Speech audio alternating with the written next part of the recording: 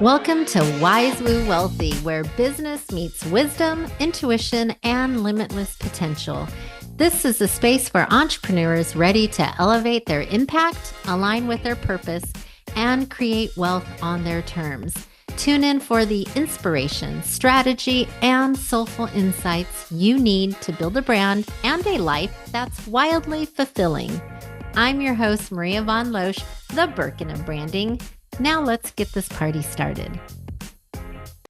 Whether it's creating content, creating new offers, creating systems on your back end, those automations you've been dying to set up, whether it's any of that stuff, you still have time to get all of this done, or maybe one of the things done by the end of the year before the new year rolls around. And this is why I really want to talk about focused energy. I was on a call with a client earlier. I was sharing how I'm in a season of spring for my business right now. But this time of the year, it's November, which is fall going into winter.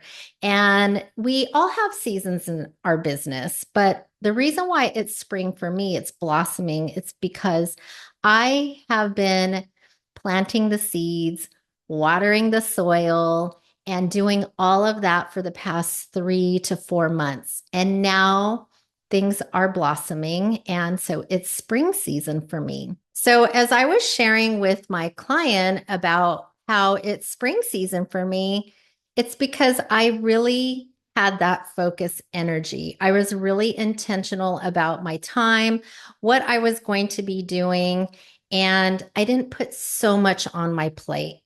And that's why I feel like this topic is really important and such a good reminder for us as entrepreneurs, as business owners. When you're intentional, you avoid burnout and you stay aligned with your bigger goals. So that's one thing. Speaking from my own personal experience, because I'm a manifesting generator, so I like to do all the things and have my hands in everything. Focused energy really is a practice that I need to be super intentional about. The second thing about having focused energy, it helps you have meaningful progress instead of staying busy. You know those days where you're like doing a lot of things and you feel like, oh yeah, I've got all these things and I'm busy. But then at the end of the day, you feel like, did I really do much? I feel like I was busy all day, but I didn't really accomplish anything.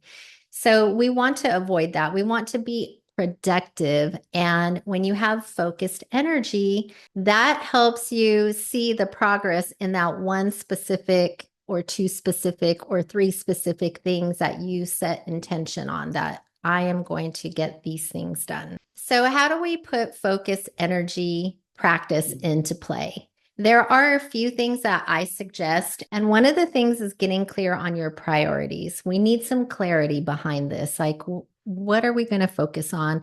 Some of the questions that I like to think about to get some clarity in my priorities is, where do I want to be from this time to next year? But not just that, how do I want to feel this time next year? See how that feels inside your body?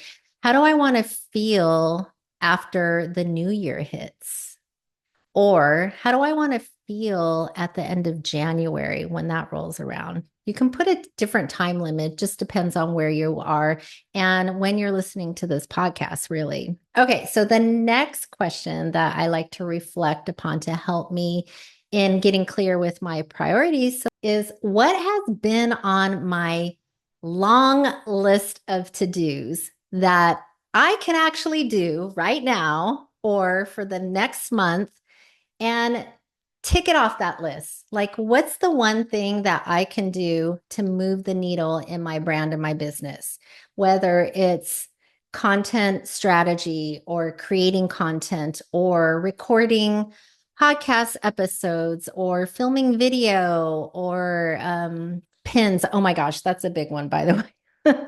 I've been talking about Pinterest for so long.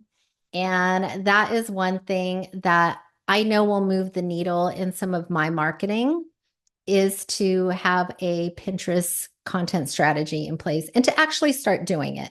So those are just some examples.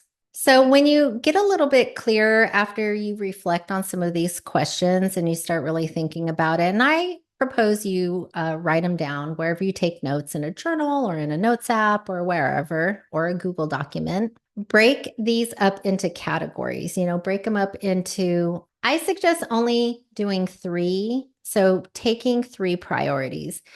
There's something magical about the number three when you're doing this. And I don't know what it is, but it just works. And it's worked in my coaching world with my clients. When I've worked with coaches for myself, the number three always seems to be easy and it moves the needle. So break your priorities up into three categories, whether it be, content creation or creating new offers or setting up your back end and getting your systems in place, whatever that looks like to you. Break it up into three categories so that way you are really clear on where you want to put your focused energy. So let's talk about time. Let's talk about how to get really intentional with your time so that way the energy is really intentional and really focused on the priorities. Remember, we just made that list of what you want to knock out from now until the time that decided that you wanted, whether it's the new year or 6 months from now or this time next year. I suggest working backwards. That is the best way to look at it. For example, if you wanted to say, create your content strategy from now until the end of the year and have that be a big priority because you feel like that's going to move the needle in your brand, then create a schedule from now until the end of the year. And let's really look at this on a calendar, like pull up a calendar, look at your weeks, and put in all the personal stuff because it's during the holidays and you might be traveling or you have family things or you have events. There's probably a few personal things that you're going to be obligated to be doing. So make sure that those are in your calendar. Make sure all your appointments are in there. Make sure everything that you already know is in your calendar. Now look at the open spaces. Where do you see realistically you can carve out 1 hour or 2 hours in, specific days to get your content done? Whether it's creating a strategy, whether it's actually creating the pieces of content, whatever you decide in your brand, in your business, that's going to help you move the needle and feel better when the new year rolls around. Okay, so let's do another example. Say that you're thinking about 6 months from now and you really want to take these top three priorities. So, say, for example, it's content strategy and creation, and it's a couple of new offers, and it's setting up your backend system. Say those are the priorities. I'm sure not everybody has these, but just use them as examples. So, we've got three biggies, right? If you're looking at 6 months from now, then I suggest working backwards again and looking at the full picture. So open up your calendar, make sure as many appointments are in there, as many personal items are in there. Have them all booked out. Trips, doctor's appointments, kids' events, whatever you have in your world, make sure most of them are in there. And then let's look at where you have open space to focus on these top three priorities. And I would suggest, taking the one that you really want to do first. Say it's your back end. Say, like, I can't even think about content creation or the strategy of marketing my business until I have that back end like tight. I need that back end system tight. I need it, running on autopilot. So maybe that's the first thing. So look at the, next couple of months and put that as your first priority. And then maybe the second thing is, you have a few offers that you really want to get out there, but you want to make sure that they are tight as well and they make sense. So you'll want to look at where you have space in your calendar to focus on that. And that will be after you complete the back end priorities.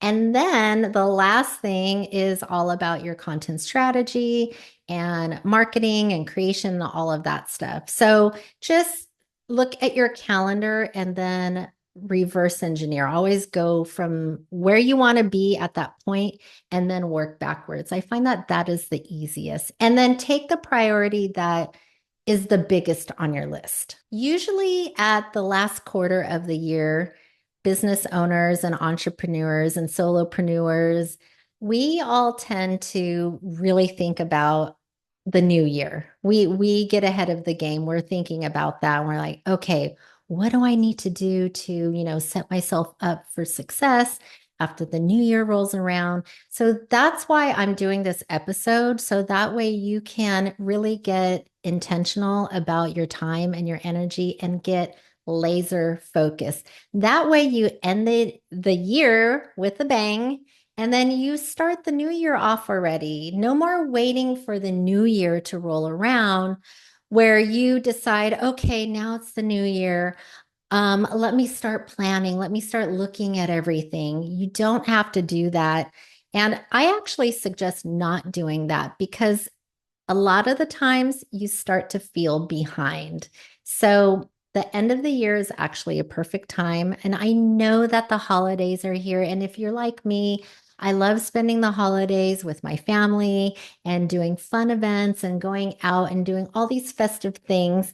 But believe it or not, you actually have some white space in your calendar to be focused on at least one priority to end the year feeling good about crossing one of those things off your to-do list. Again, I can easily spread myself too thin by doing too many things, and then nothing happens.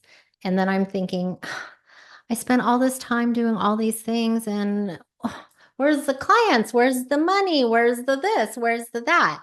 Nothing transpired.